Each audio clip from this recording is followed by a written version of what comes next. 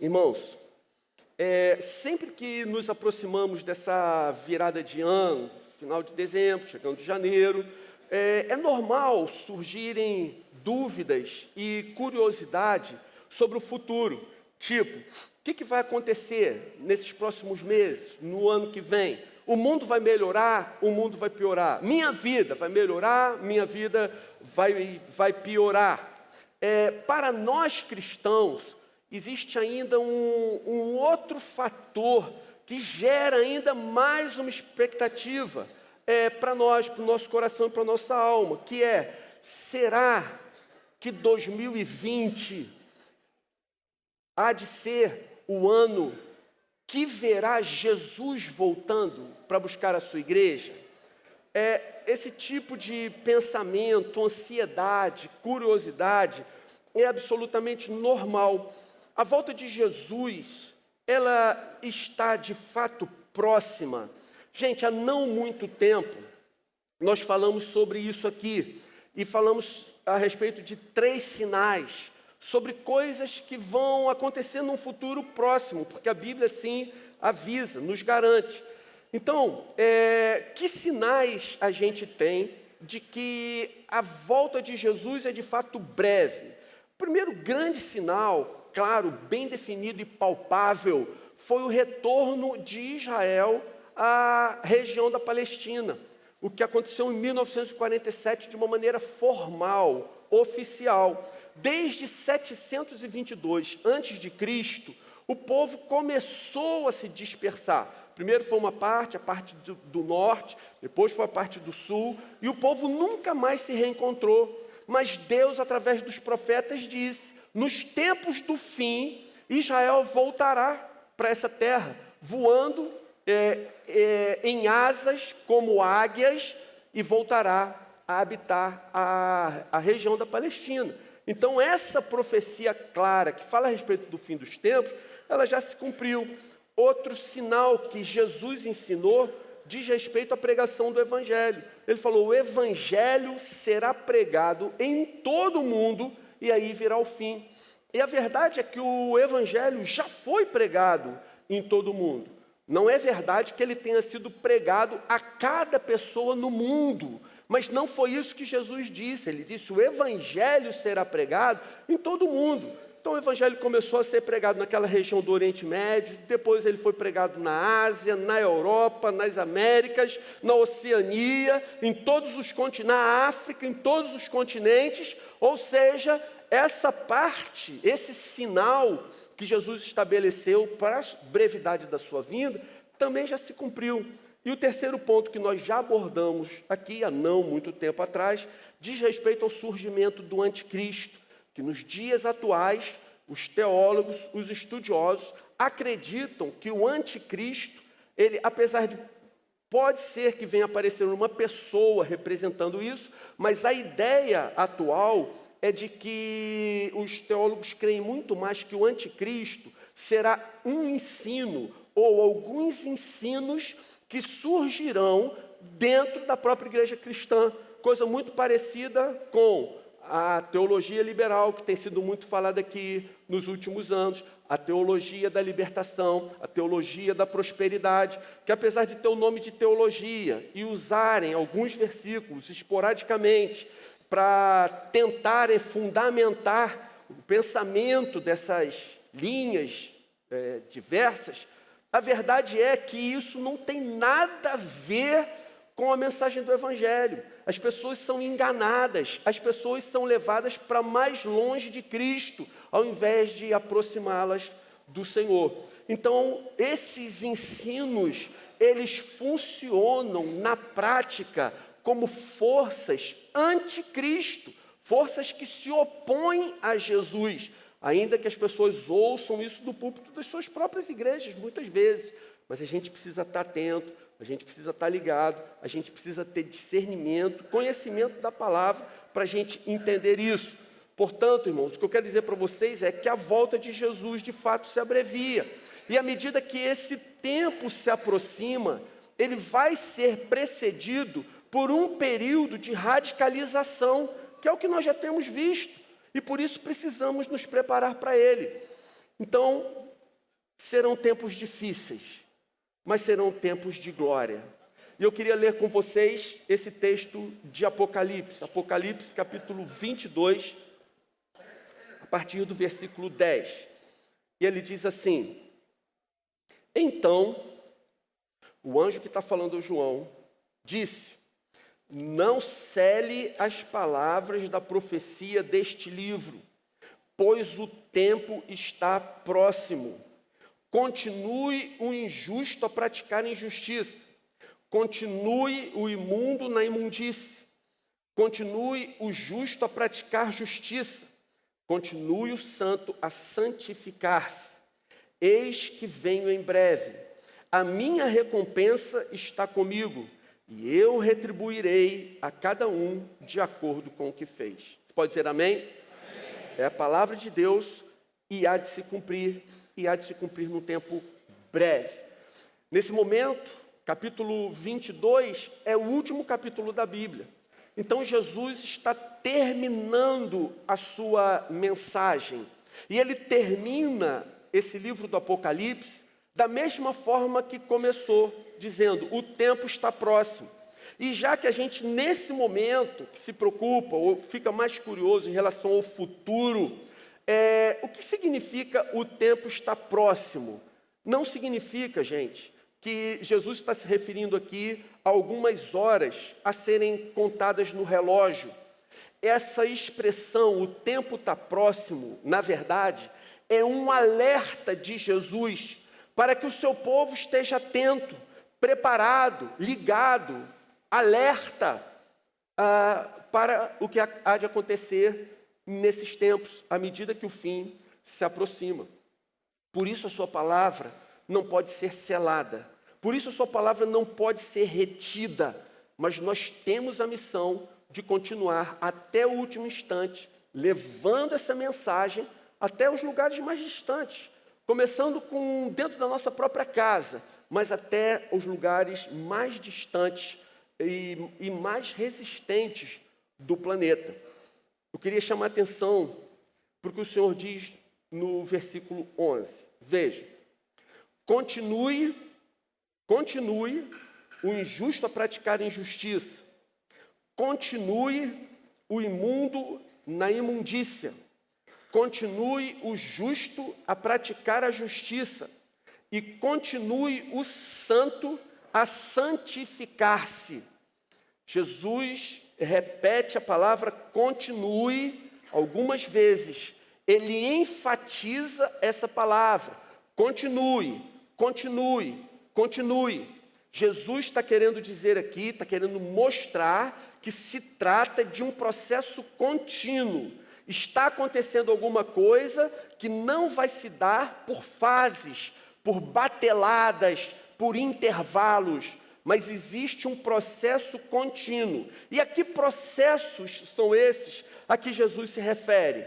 Ora, gente, o processo a que Jesus se refere é aquele ou que leva a pessoa a uma vida de santidade cada vez mais intensa, ou a uma vida de degradação cada vez pior. É disso que Jesus está falando, é a isso que ele está se referindo. Esse processo vai levar a pessoa cada dia mais a crescer na graça de Deus ou a se afundar cada vez mais no abismo, no entorpecimento, na indiferença para com o pecado, como um pecador reticente, um pecador decidido. Como é esse processo? O pecador, ele parte da incredulidade. Depois ele fica desobediente, se torna negligente. Após... Quem comete apostasia, como é que é? Uma verbo. Ele apostata, obrigado. Ele apostata da fé. Seu coração se torna insensível. Esse é o processo do pecado. Incredulidade, desobediência, negligência, apostasia e um coração absolutamente insensível, que não consegue mais perceber a gravidade do pecado. Gente, uma oração que eu faço com frequência é: Senhor, me dá convicção dos meus pecados. Me faz olhar para os meus pecados da mesma maneira que o Senhor os vê. Porque nós corremos o sério risco de cometermos alguns pecados regularmente, e o nosso coração permanece indiferente a isso. É como se Deus não se importasse, é como se Deus não tivesse nem aí para isso, como se Deus não estivesse ligando, se entristecendo, se aborrecendo, e insistimos nesse nosso comportamento. Irmãos, essa é uma oração que a gente precisa aprender a fazer. Senhor, se eu tenho pecado contra ti, me dá essa convicção, me mostra que isso de fato é pecado, que isso agride o teu coração e me livra de continuar nesse processo. Porque o final de um caminho persistente no pecado é essa indiferença, é essa insensibilidade. É o momento em que, para o seu coração, o pecado se torna algo totalmente... não traz mais nenhuma sensação de repulsa a você. Você fica completamente embotado, não discerne mais.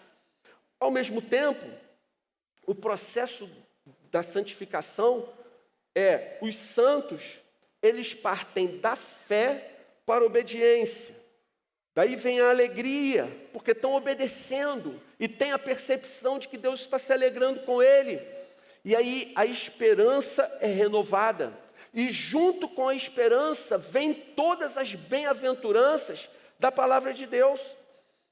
E na verdade, nós vemos exortações semelhantes a essa no Antigo Testamento.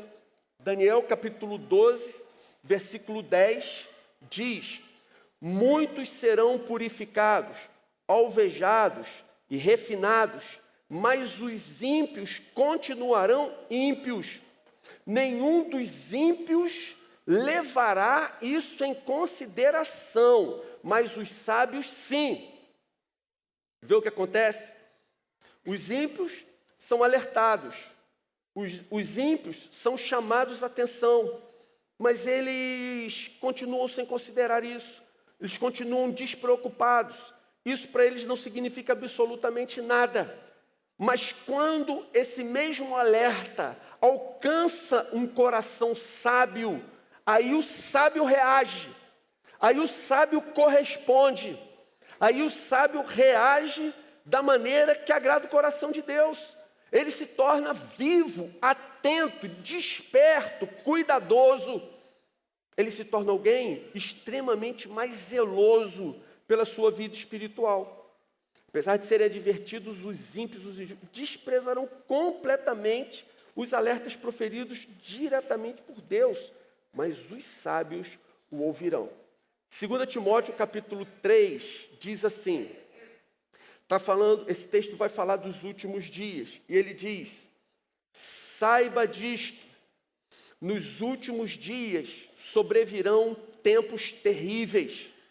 Os homens serão egoístas, avarentos, presunçosos, arrogantes, blasfemos, desobedientes aos pais, ingratos, ímpios, sem amor pela família, irreconciliáveis, caluniadores, sem domínio próprio, cruéis, inimigos do bem, traidores, precipitados, soberbos, mais amantes dos prazeres do que amigos de Deus, tendo aparência de piedade, mas negando o poder.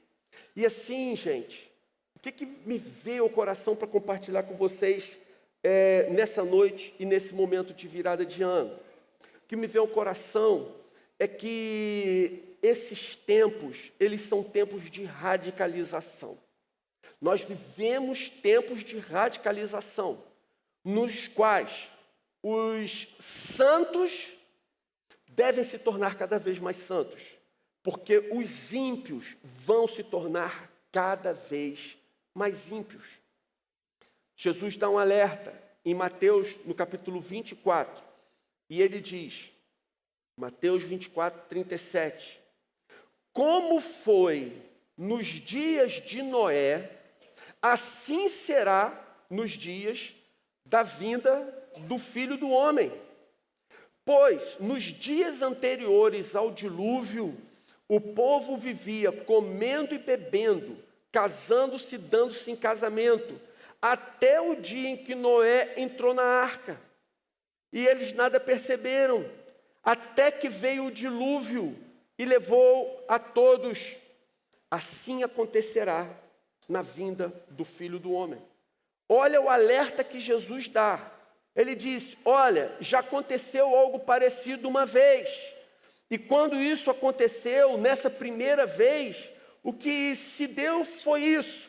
As pessoas foram avisadas, foram alertadas, chamaram a sua atenção, tentaram despertá-las, mas elas continuaram distraídas, até o momento em que, de fato, a tragédia se abateu, e se abateu sobre todos eles. O que Jesus quer dizer com comendo, bebendo, dando-se em casamento? Existe algum problema de comer? Não. Existe problema de beber? Não. Existe problema em se casar ou em se dar em casamento? Não. Então, qual o problema de comer, beber e dar-se em casamento? O problema aqui é o que essa expressão significa. O que Jesus está dizendo é que, apesar de alertada para questões espirituais graves, apesar de ser chamada a atenção aquela geração de Noé, em relação ao que se passava no coração de Deus, aquela geração continuava com seu coração voltado, dedicado a coisas secundárias, a coisas sem maiores importâncias. Era isso que Jesus estava dizendo naquele momento, que aquelas pessoas não estavam preocupadas com o que deveria ser mais importante em suas vidas. Elas deveriam manter o foco principal do seu coração em Deus, era no Senhor. E Deus havia lhe enviado os profetas, Deus havia lhes alertado. Mas eles se ocupavam com seus próprios interesses, egoístas, hedonistas, e não tinham mais interesse em satisfazer o Senhor. Comiam, bebiam, casavam e davam-se em casamento, significa ainda que aquela era uma geração sem princípios, sem valores, sem parâmetros, sem referências. Seus maiores prazeres eram alimentar e satisfazer ao desejo do seu próprio coração pervertido. Você não acha que isso é muito semelhante com as coisas que a gente tem vivido nos dias atuais? Irmãos, quando você para e começa a ver ideologia de gênero sendo empurrada pela goela das nossas crianças, o incentivo maciço da mídia para que crianças que não sabem nem diferenciar esquerda de direita fazerem cirurgia e tratamento de hormônio para trocarem de sexo. Esses dias eu li que corria nos Estados Unidos uma ação em que um pai contaminou o seu filho com HIV, seu filhozinho de 9 meses de idade, intencionalmente, porque ele queria matá-lo. E o neném não morreu. Mas um pai partiu para matar de uma maneira cruel o seu filhinho de 9 meses. No Brasil, nós assistimos casos como o do menino João Hélio, que foi arrastado até a morte. Vimos Susana Richthofen matando seus pais à paulada. Vimos o casal Nardoni matando sua filhinha, jogando ela cruelmente no chão. Recentemente, vimos o caso do menino Juan, que foi mutilado pela sua própria mãe, depois foi morto, esquartejado e queimado na churrasqueira. Mas esses casos são os que chegam na tona, que batem na mídia e a gente acaba tomando conhecimento. Mas a verdade é que existem muitas outras coisas cruéis, perversas, semelhantes, acontecendo o tempo todo. Anualmente, segundo os registros policiais, ocorrem mais de 30 assassinatos dos pais pelos próprios filhos. Então, o que a gente vê, talvez mais do que em qualquer outra época, é um tempo em que o pai não se sente constrangido em matar o seu próprio filho, se ele achar conveniente. Os filhos matam os seus próprios pais sem se sentirem culpados, sem nenhum constrangimento também. Mas não é só isso. Nós vivemos num tempo em que, até com certa frequência, nós vemos pais em festinhas infantis incentivando suas filhinhas, 6, 7, 8 anos de idade, a dançarem como strippers de boate. Vemos pais orgulhosos, rindo, alegres, porque as suas filhinhas já conseguem fazer movimentos eróticos enquanto dançam. Com toda essa pressão, parece que a igreja tem se amoldado à sociedade e tem relativizado a palavra de Deus. Nos dias atuais, eu não sei se vocês sabem, pastores têm enorme dificuldade para comprar carros financiados. Nos Estados Unidos, as igrejas evangélicas disputam o título de qual, de fato, fez o primeiro casamento gay da história dos Estados Unidos, qual ordenou o primeiro-ministro gay da história dos Estados Unidos. Algum tempo atrás, de férias, vimos promoção de dízimo numa igreja evangélica, dízimo por apenas 8%. A gente sabe que o crime organizado está abarrotado de bandidos crentes. A gente sabe que as casas de recuperação de dependentes químicos estão cheias, repletas de crentes. Em Brasília, vemos a cena patética de deputados corruptos orando para que Deus abençoasse o dinheiro do seu suborno e da sua corrupção. E aí o sentimento que vem à igreja se pergunta: o que está acontecendo com a igreja? O que está acontecendo com a igreja? Irmãos, parece que diante dessa forte pressão exercida pelo mundo, alguns cristãos estão se deixando influenciar e passam a relativizar os princípios da palavra de Deus, em função das artes, em função da mídia, de todo o sistema de comunicação. Isso é tão bombardeado na nossa mente que acaba descendo para o nosso coração, e a partir de um certo momento, alguns começam a achar que é algo aceitável, como se Deus, no decorrer dos séculos, estivesse mudando de ideia, estivesse reconsiderando os seus princípios, irmãos. Há 30 anos atrás, crente era crente e tinha crédito em qualquer lugar. Em algumas funções, o fato da pessoa se dizer crente lhe garantia o emprego, principalmente se fosse algo na área de tesouraria ou de finanças. Mas, irmãos, guarde uma coisa no seu coração. Crentes não são meramente frequentadores de alguma igreja. Os crentes, de fato e de verdade, são aqueles que levam no corpo, na alma e na mente as marcas de Jesus. São aqueles que não se envergonham da sua fé, são aqueles que reafirmam o seu testemunho, a sua convicção, a praticam independente das circunstâncias que o rodeiam. Quando Jesus disse que os dias que antecederiam sua volta seriam como os que antecederam o dilúvio, ele estava dizendo que essa geração seria alertada inúmeras vezes, mas continuaria adormecida. Ela seria alertada, advertida, mas nem assim ela lhe daria atenção e vai acabar sendo pega de surpresa. Irmãos, em meio a esse contexto, a Igreja de Cristo corre o risco de se perder e deixar de ser um referencial para o mundo, deixar de se tornar e passar a se tornar algo irrelevante. O número de igrejas evangélicas no Brasil crescem continuamente. Nós vemos por aqui, ao nosso redor, em todo lugar que você vai, você vê surgindo igrejas evangélicas. Mas, em paralelo a esse movimento de surgimento de novas igrejas evangélicas, nós vemos o crescimento da corrupção, nós vemos o aumento da prostituição, da perversão, da miséria. Irmãos, alguma coisa está acontecendo. A igreja não faz diferença.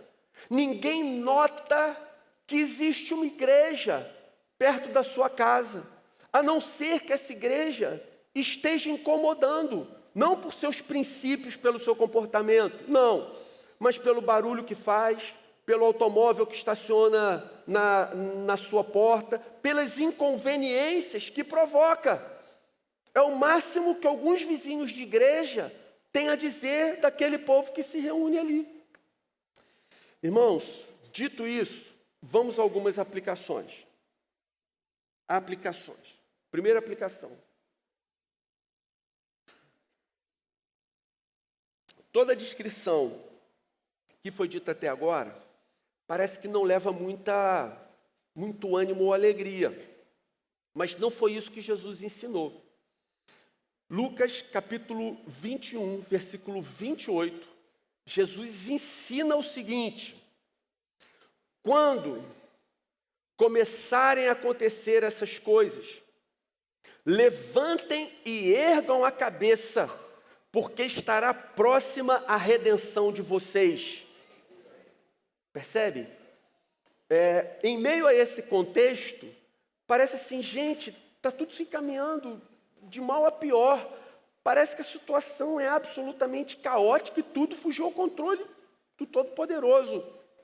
Mas a primeira aplicação é exatamente o oposto disso tudo. Alegre-se, regozije-se, comemore, porque a volta de Jesus vai acontecer em breve. Irmãos, tudo isso vai passar, tudo isso vai ficar para trás. Diante de tudo que temos visto, irmãos, a gente pode dizer, esses tempos do fim, eles já começaram, eles estão aí. É certo que enfrentaremos tempos difíceis, mas o momento mais glorioso que nós poderíamos esperar, que é o nosso reencontro com Jesus nos ares, ele se aproxima velozmente. Breve nós vamos nos encontrar com o nosso Senhor, breve estaremos com Ele, breve estaremos reunidos novamente com Ele, e estaremos para todo sempre, gente. Está escrito, será cumprido.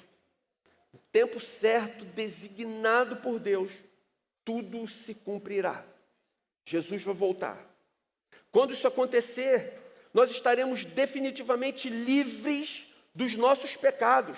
Estaremos definitivamente livres do nosso sentimento de culpa. Estaremos definitivamente livres da nossa velha natureza, de toda tristeza, de toda dor, de todo sofrimento. Nós seremos revestidos por um corpo imortal. Significa que estaremos para sempre livres da morte. E o melhor de tudo é que quando isso acontecer, nós poderemos contemplar a face do nosso Pai.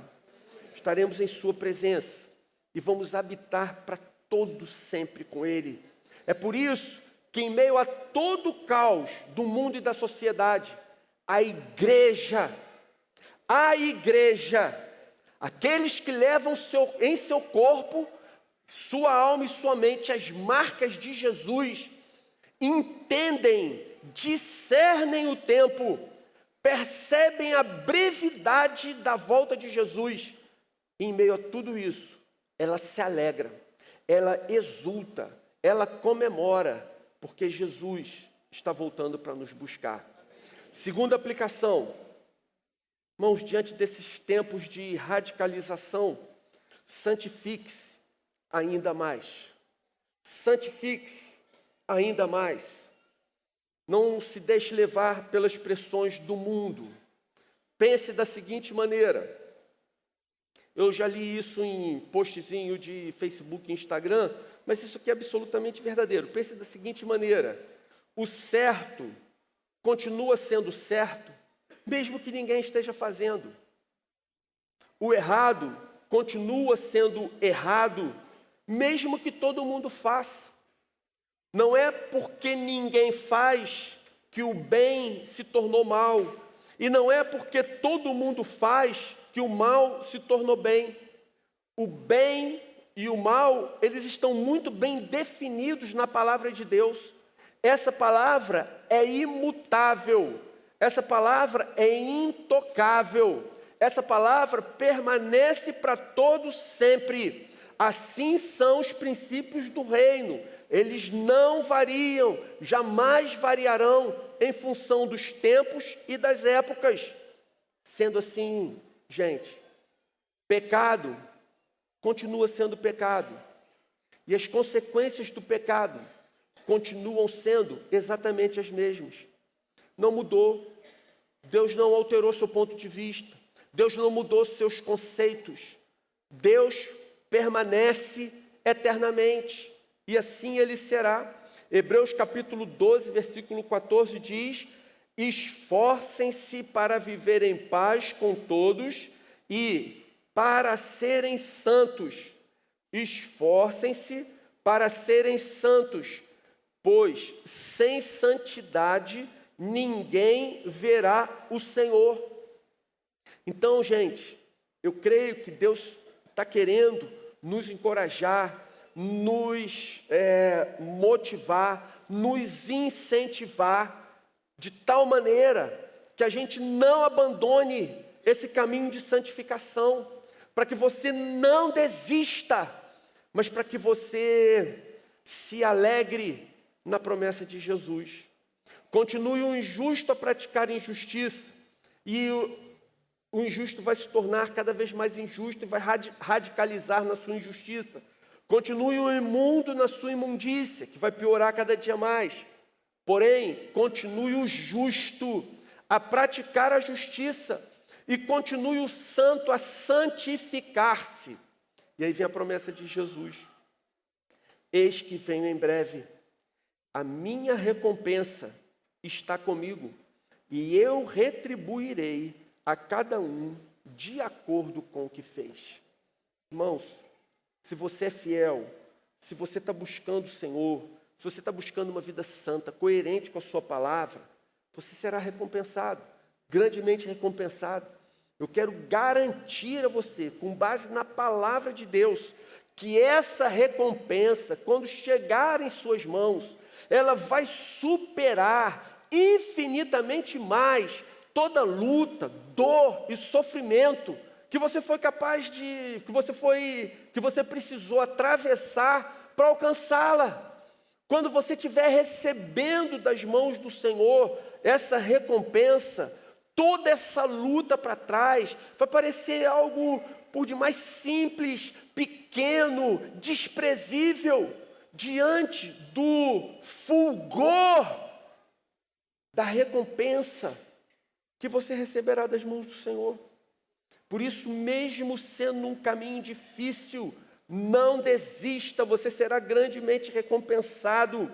E nesses tempos de radicalização, que a impiedade se multiplicará, a nossa resposta tem que ser na mesma intensidade, mas no sentido contrário. Cada vez mais ímpios, cada vez o mundo vai estar mais pervertido. Então, a nossa parte, a maneira correta de nós reagirmos, é nos tornarmos cada dia mais santos, cada dia mais firmes na sua palavra, cada dia mais convictos dos seus princípios, cada dia mais determinados no cumprimento da missão que o Senhor designou para nós. E a terceira aplicação foi o alerta de Jesus: fique atento para o que realmente importa. Se o Senhor nos alertou dizendo que da mesma forma que aconteceu nos dias de Noé, em que aquela geração foi alertada, avisada, chamada atenção, mas continuou adormecida, desprezando os alertas e focando em coisas secundárias. Ele disse: assim vai acontecer quando se aproximar a minha vinda. As pessoas estarão distraídas, seus corações estarão apegados a muitas coisas, menos a minha palavra. Os seus corações estarão preocupados com muitas coisas, todas elas secundárias. Então a aplicação é: fique atento para o que realmente importa. Fique atento para o que realmente importa. Dê uma olhada na sua agenda. Verifique ali quais têm sido as suas prioridades. A que você tem dedicado o seu tempo? De que maneira você tem gasto os seus recursos? Tem dedicado sua vida? Irmãos, é o alerta de Jesus. Tome cuidado, seja cuidadoso, para que você não seja surpreendido quando ele voltar, comendo, bebendo, casando-se e dando-se em casamento. Que a volta de Jesus não nos pegue de surpresa, descuidados ou vivendo levianamente. Eu quero concluir dizendo que estamos vivendo esses tempos de plenitude e radicalização. Plenitude da ciência, do comércio globalizado, comunicações, tecnologia.